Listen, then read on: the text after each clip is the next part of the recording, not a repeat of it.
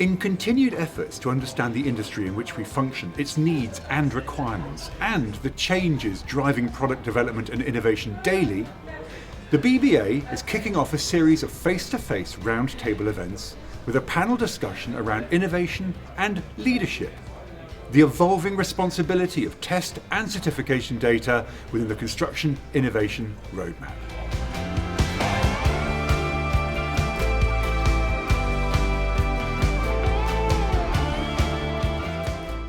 Well, thank you all for joining us. We're going to be discussing how understanding emerging product data trends to disrupt industry status quo and answering sector demands.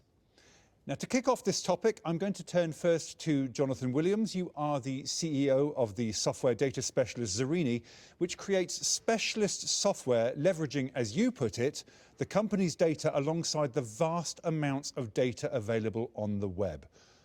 What would you say to the statement, data isn't just used for singular products or services, but can be analysed collectively?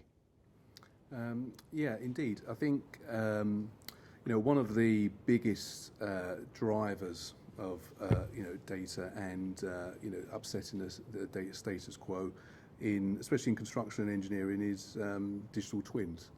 Digital twins, has become has become a massive.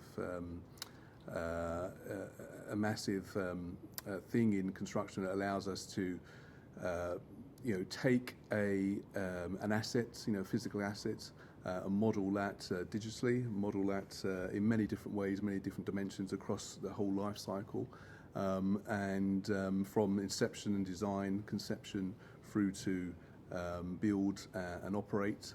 And this is something that has really taken the industry by storm in the last 10 years, and it's going to continue to be very important for all of the industry to get involved with. And it's something that the BBA, I think, can also get involved with in terms of there's a role to play there to certify the models and algorithms in digital twins. To produce data. I mean, the testing data could be fed into digital twins, for example, providing there's questions over IP and security, of course, are met. And the whole point about the connectivity of the physical world into the digital world. Is only going to drive innovation and drive, the challenge that we have with taking, the huge amounts of data that's out there. Okay. Well, obviously we're, very much interested in how we disrupt status quo in the industry. So who better to put that to than Ehab Saeed? You are the founder and director of innovation at Biome and all about disruption. Mm-hmm. What are your thoughts? Yeah, I think one thing that maybe we don't talk enough about in the construction industry or on various sectors is how much the digital world and tech has advanced in the last 5 to 10 years, particularly with the emergence of things like quantum computing, which may be a little bit out there, but things like that have enabled us to build very complex intelligent systems. And I think that's one thing that seems to be missing from the standard and accreditation discussion and from the monitoring in real-time discussion, as well as also the development of products and the building and construction, the action of construction itself. So I think creating intelligent systems that will be able to predict impact and predict performance based on previous data that's constantly being collected. So instead of doing a test for a product, collecting that data at one point, you're constantly collecting data of that product from the production facilities, from the homes in which it's installed, and all of that is continuously creating loops of data and information that are continuously improving the way that you accredit and standardize, but also how building regulations can then step up to push the industry further, knowing that there's evidence of implementation of these technologies in the sector. So I think one major disruptor required for construction and the digitalization of the construction sector in general is just the building and implementation and case studies of real complex intelligent systems that can demonstrate that kind of interconnected impact across the sector. And it is something that I've been working on for the last 3 years. I'm doing a PhD in it.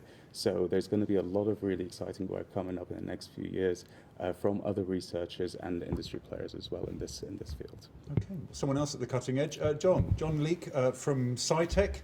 What are your thoughts? Well, I just was going to pick up on something that was said about quantum computing technology at SciTech Daresbury. We have the Hartree Centre, which is a collaborative centre focused around artificial intelligence, data analytics, and quantum computing, and looking at the industrial application of that. So there's a huge opportunity in terms of identifying potential to implement some of those technologies, develop proof of concepts.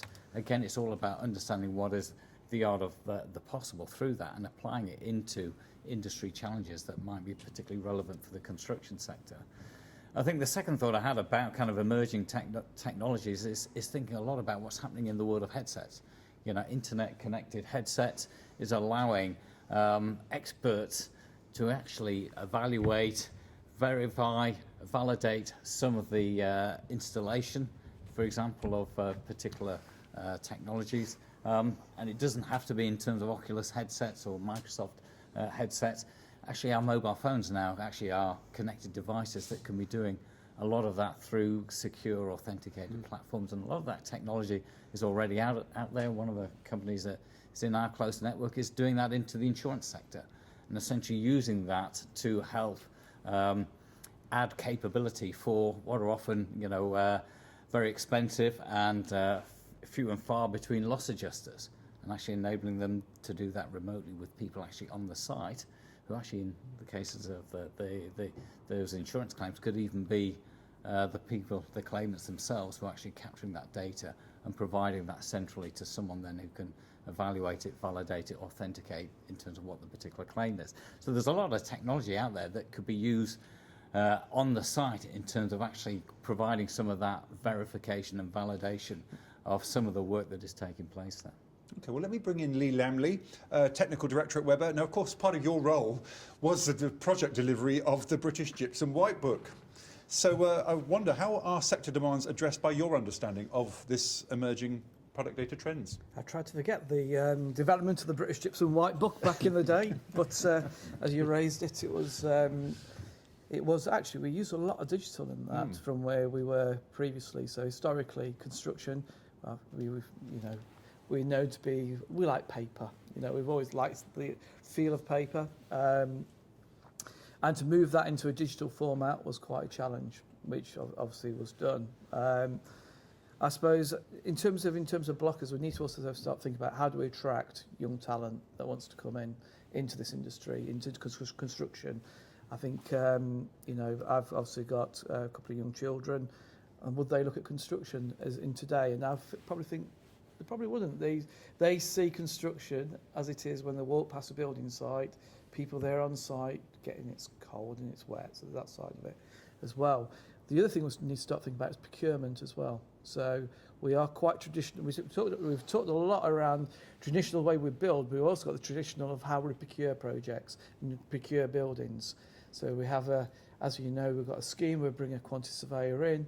It's been raised today that we look at the cost, which is around the cost of the material and the cost of the install, but how then do you subjectively then place that with speed?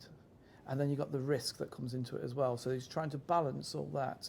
And we tend to go back to what we're comfortable with. So, and I think we do sort of take the industry, I've been in this industry 20 to 30 years. I've seen us take us 2 steps forwards and 1 step back.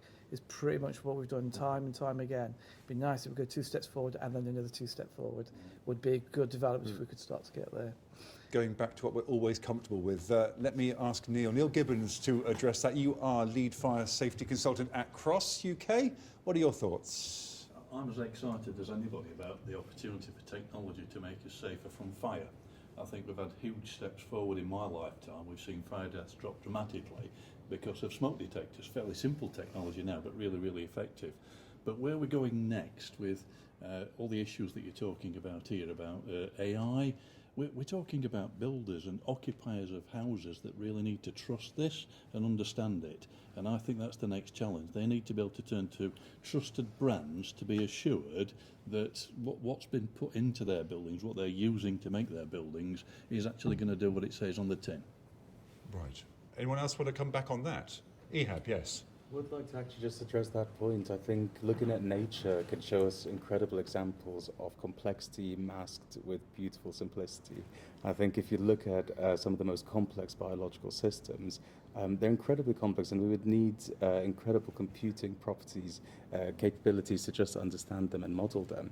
But when you look at the physical manifestation of the system, it's very simple and it's very nice to interact with and very easy. I think that's the kind of bridge that we need to also create, and something that we saw firsthand when we were showcasing our materials and products at trade shows. It's actually the builders that get the most excited about them, and it's because they touch them and feel they're like, I can chew on this and I don't feel like it's toxic or there's anything that's gonna harm me in any way. So I think it's finding ways of meeting the needs of the different stakeholders and demonstrating the system or having the interface aligned with the level of skill and the level of understanding of the system is a really critical thing. And that's why a lot of digital tech has failed, or exactly like some of us may have seen in our experiences, that digital tech becomes implemented and then we go back to doing things the way they were normally done. It's because it didn't meet the need of making it easier for all the stakeholders that matter. So, John, what are your thoughts? What do we do? Well, I was thinking, 15 years ago when I started out at SciTech Daresbury, we were talking about the world of cloud technologies and cloud solutions. Nobody really understood what that was. They probably, they thought it was something that was maybe out of the space sector. But actually it permeates every part, not only of our working life, but actually our home life as well, from the likes of internet banking and so on. So I'm kind of, I think, Neil, perhaps a bit more optimistic that actually it will start, a lot of these new technologies will start to permeate the way that we live, and we will absorb them, in ways that actually we become quite familiar with and trust. We see it already with the likes of, Alexa and Google and Hive and so on, that those types of technologies that are often using AI are actually something that sits within our own home, and we, many people start to use it on a daily basis.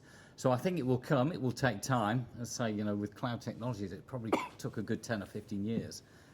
But I suspect that we will see it here, that actually, and in particular with the kind of my children's generation, they've grown up with it. So they will actually embrace it and absorb it in many ways, and with a level of trust and probably certainly better understanding than I've got. So a very positive future. Does anyone want to add to that at all?